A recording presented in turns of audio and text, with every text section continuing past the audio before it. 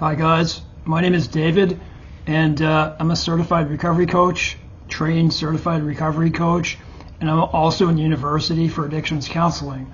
I have a history of, I'm in recovery right now, and I have been for around 13 years or so. I don't know the exact date, but it's been around 13 years or so. I want to talk about a subject that affected my life, and actually I'm going to put on my glasses here. And it's a reason why you're clicking on this video in the first place. And I think it goes for both, depending on a person's nervous system, both marijuana, whether it's smoked or vaped. And if it's smoked, I'm going to give you some information that, you might think twice, things you don't know. But in any case, and you're going to have to pardon me, I have a lot of pain and I have difficulty speaking, so please understand that through this video. I remember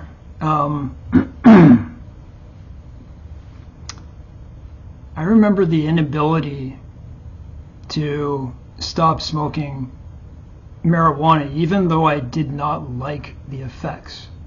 It sounds crazy, right? But that's the way it was. The first time I ever smoked marijuana, I suppose I was maybe 14 or 15 years old, and I didn't do it because, I was looking for an escape. It was there. It was a thing to do. It was right in front of my face, and thought, why not?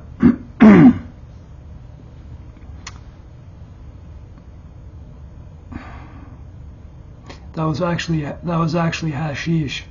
But in any case, it turned to marijuana. It turned to both. But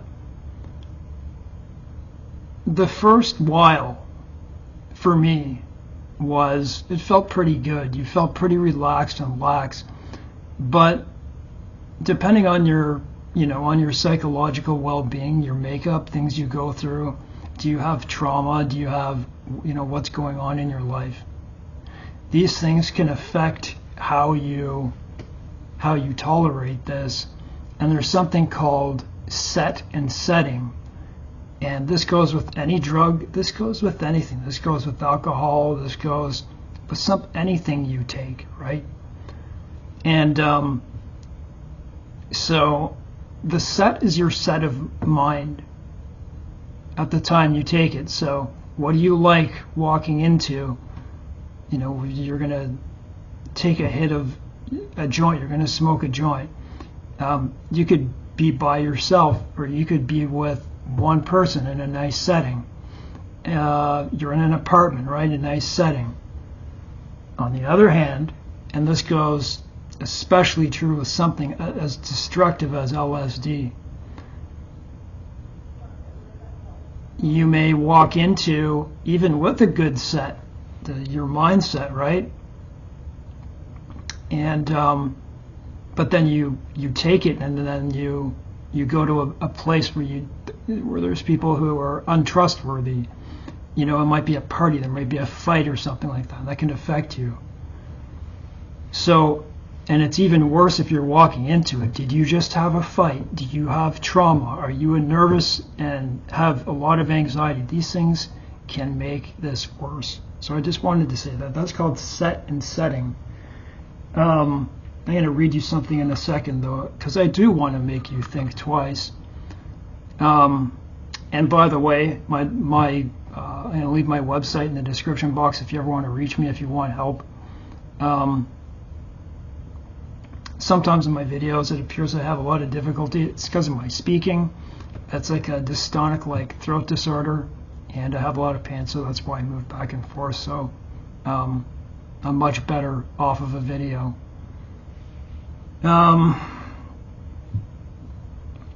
So the beginning was it was okay, right? But then it became a chronic thing. I don't know what it was. It was just like I just felt like I had to do it. I always had to smoke. a joint with my friends. I rarely smoked a joint alone. Okay, that just wasn't me. A lot of my friends did that, but for the most part, it was together. I would say after maybe the first year, it may have even been 6 months for all I remember, but it was probably about a year. And while you're smoking it, during the time that you're smoking it, you may have a trauma, right? And things may change, because that's just the nature of childhood and growing up, right? You find yourself around bad places and stuff. It's especially bad today, but you find that you just can't stop. You understand what I mean? I don't really have to emphasize and elaborate any further. Why do I keep smoking this despite feeling paranoid and anxiety and panic attacks? That was me, and I never understood. I still think about it. Why did I keep doing it? It was out of compulsion. It wasn't out of addiction. If I didn't do it, I actually felt better. But I did it a lot in high school. It ruined my school. It really did. Quite unfortunate. I'm pleading and literally begging you to just stop. So I'm just going to have to pace here for a second because of my abdomen.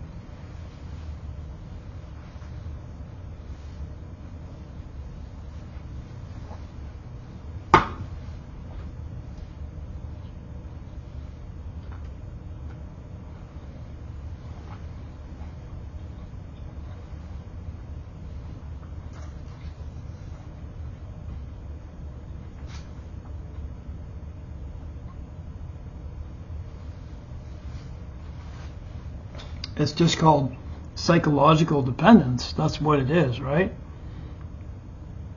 I'll give you an example. I suffer with very severe pain, okay? And it wasn't too long ago. See, I need to take pain meds. I take them responsibly. And the only way I can fall asleep is to use CBD. So CBD is, I use CBD with the lowest amount of THC, like 0.07. But still that THC affects me, and it makes me feel kind of high. A lot of people don't understand that, but it says right on the bottle that's what it does. I stopped doing that, and I only use it right before bedtime, or else my pain will wake me up all throughout the night. But I was using it during the daytime, CBD, in a plant version, in a vaporizer. So I'll show you. I'm not condoning anything here. I have pain suicide diseases, so this, and I was using it in the daytime, and it was agitating me. It was making me irritable, and I couldn't stop it. I didn't know why, but I knew that sometimes I would leave my home and I wouldn't use it, and I'd be like, hey man, I felt better. One day I just decided to stop using it during the day, and I'll tell you something, my life got so much better. Like, I'm in a university, I'm working, I have a little small business. A lot of things I was able to do by escaping that.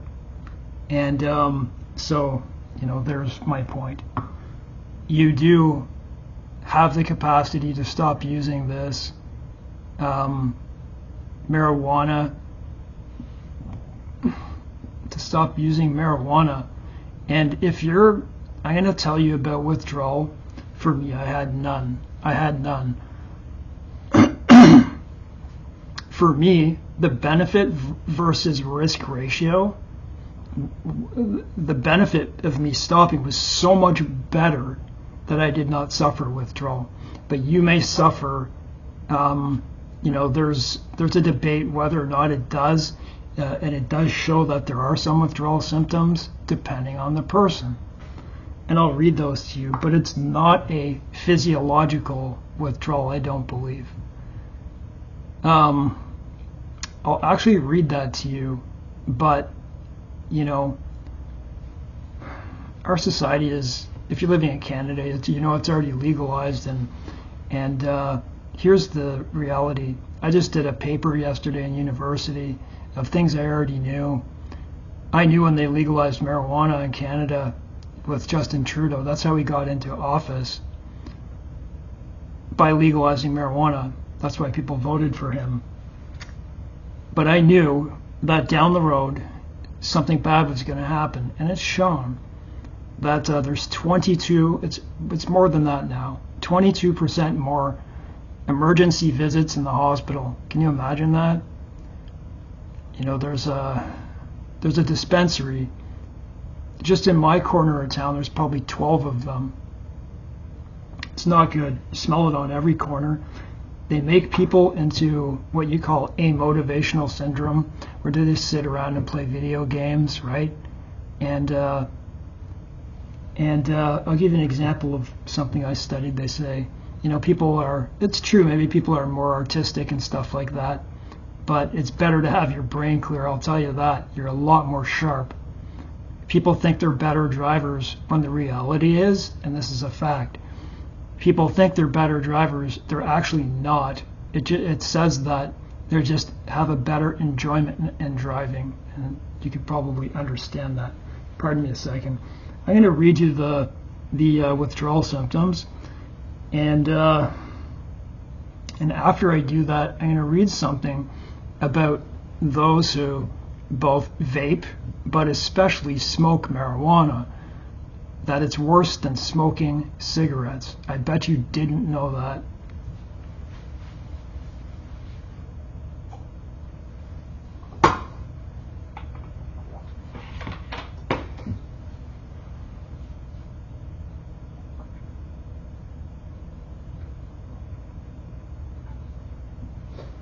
There's a lot of conflicting views about whether it, like, you can go look and search for articles on conflicting views, or whether it does, or you know, it's worse for your lungs or not.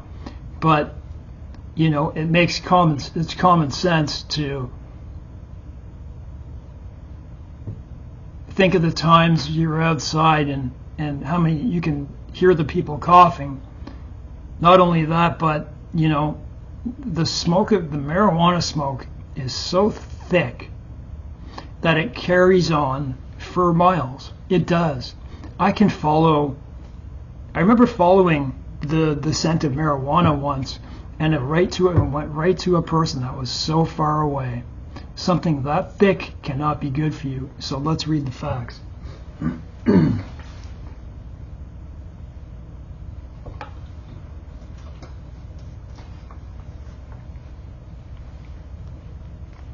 So this is from a training book, okay?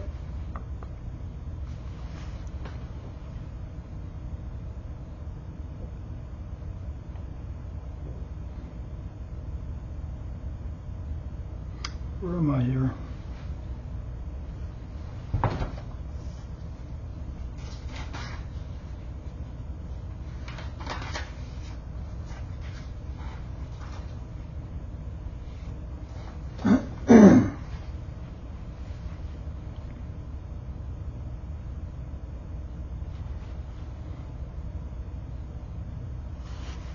Okay, so some people may have tolerance, some people may not. For me, I didn't. In the 1960s, marijuana concentration, the power of it was, I think they say 1 to 2%.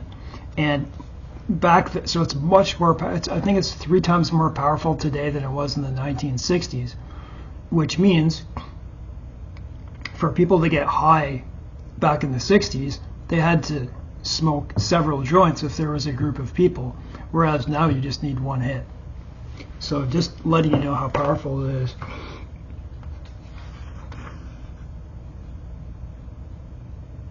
Let's just read this. Adverse effects.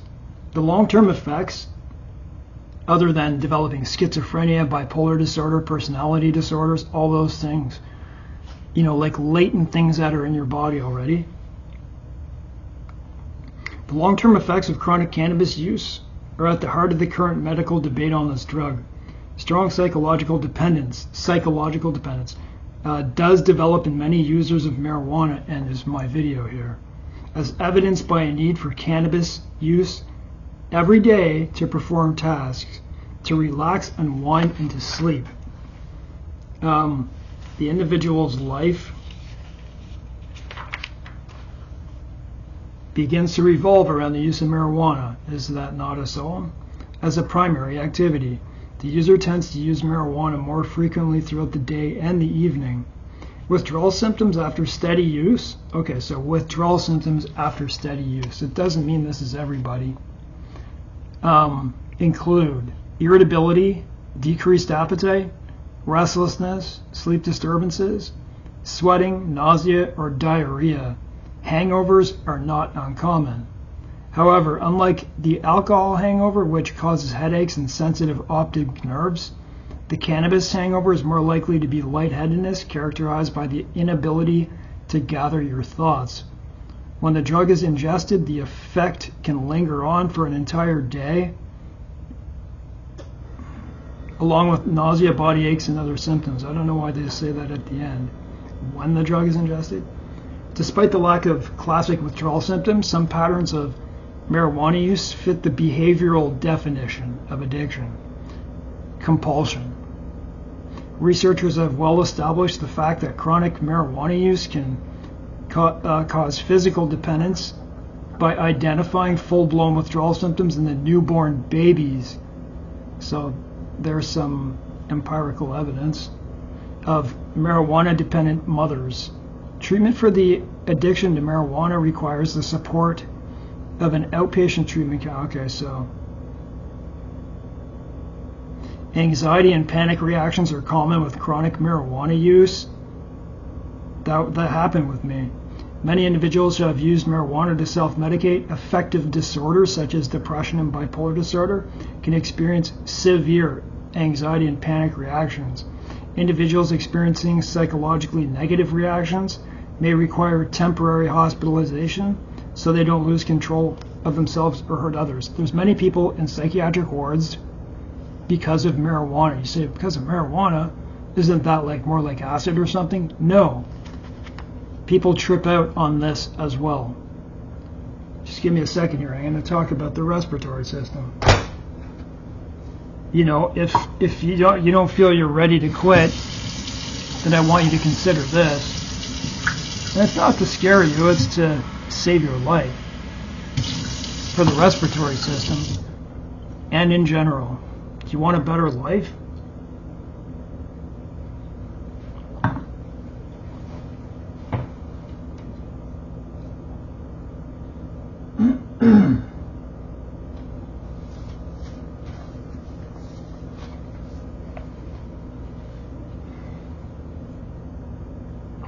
The tars in cannabis smoke are 50%, the tars are 50% greater by weight than tobacco tars and 70% higher in cancer-producing substances. Considering that marijuana is deeply inhaled, think about that. You know, you smoke a cigarette, right? You inhale and then you exhale. With this, you hold them in your lungs for a long time. Instead of passively inhaled as in cigarette smoking. The cancer-causing risk is increased by marijuana smoking. So think about it. You're putting tobacco in there too. So if you have just cannabis alone, that's still very dangerous. It's still worse than a cigarette. This is what it says. Long-term heavy smoking of cannabis is associated with bronchial problems, sore throat, chronic coughing. These conditions can be more severe in chronic hash users. You know, people, I don't know, back in my day we used a bottle, right? In addition, those who smoke tobacco as well as cannabis products have an added risk of bronchial problems and cancer. The list goes on with other immune system issues, you know, different parts of your body, but by, you know, this is what leads. First you have bronchial problems and you know, you have frequent infections. Next thing you know, you have COPD, then you have cancer. But having a difficult time with my voice today. It's like squeezing. I have a lot of problems with my abdomen, so it like squeezes and holds all the way up with my throat disorder. So I have a hard time some days. In any case, if you guys want some help, if you want to stop this cycle, is that not what it is? This is the crux of what I'm talking about. In most cases, this is compulsion. This is the behavioral model of addiction, of the psychological dependence. You feel like you have to do it, but when you take it away, even if you have a period of time where you feel uncomfortable, it's gonna get better for you. It can only get better. And for that matter, I want you to stop, because I don't want you to trigger a latent disorder of bipolar disorder, schizophrenia, and other like disorders. Anyways, guys, have a nice day.